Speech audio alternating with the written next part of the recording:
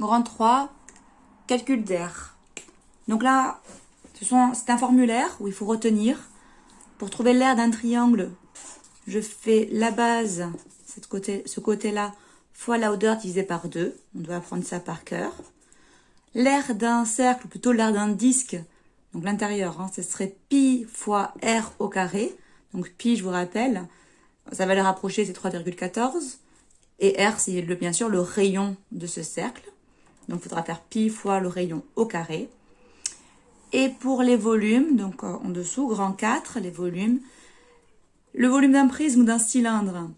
Donc on fait l'aire de la base. Donc ici c'est un triangle, ici c'est un disque, multiplié par la hauteur. Donc la hauteur, c'est bien sûr ce qu'on retrouve là ou ce qu'on retrouve ici. D'accord? Ça c'est multiplié par la hauteur. En quatrième, on apprend les volumes d'une pyramide et d'un cône.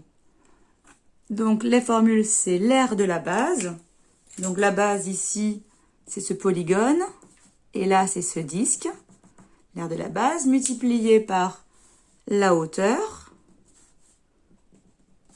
Ici. Et divisé par 3. C'est parti, on va appliquer ces formules.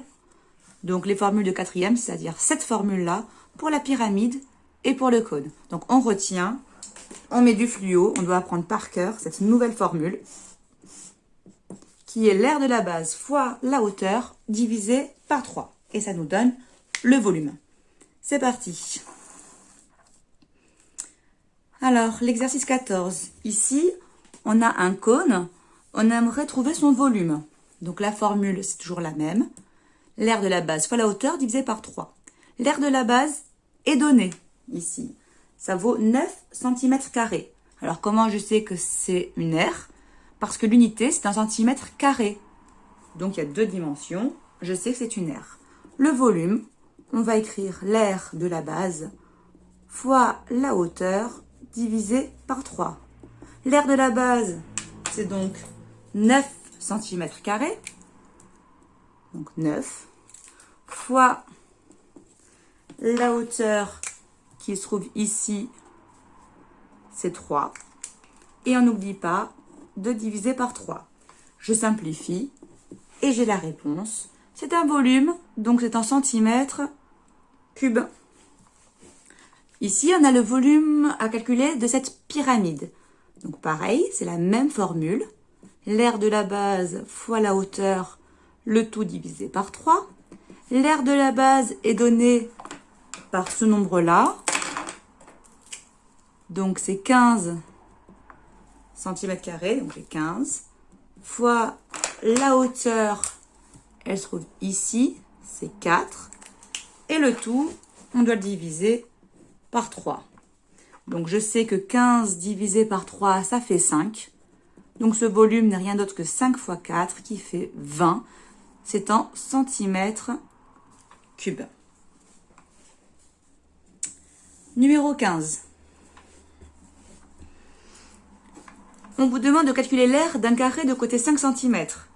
Et oui, parce que ce carré va représenter la base de ma pyramide. Donc, l'aire de la base,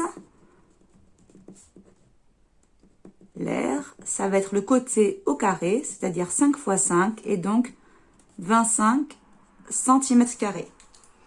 La hauteur, on la connaît, c'est 6. Donc, on peut appliquer notre formule.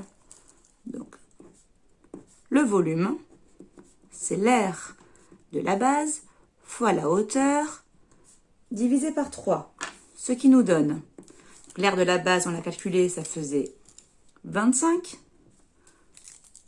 fois la hauteur, elle est ici, c'est 6. Et le tout, on doit diviser par 3. Alors, je vois que 6 divisé par 3, ça fait 2.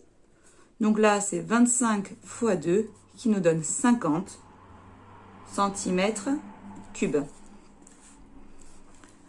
Le numéro 20, le dernier de la feuille, on demande le volume de ce cône. Donc, comme tout à l'heure, on va d'abord chercher l'aire de la base. Ici, la base, c'est un disque. Donc, Donc, l'aire de la base, c'était donné par la formule pi fois r au carré. Donc, c'est pi fois le rayon. Alors là, on nous donne le diamètre, 6. Donc, le rayon, c'est la moitié.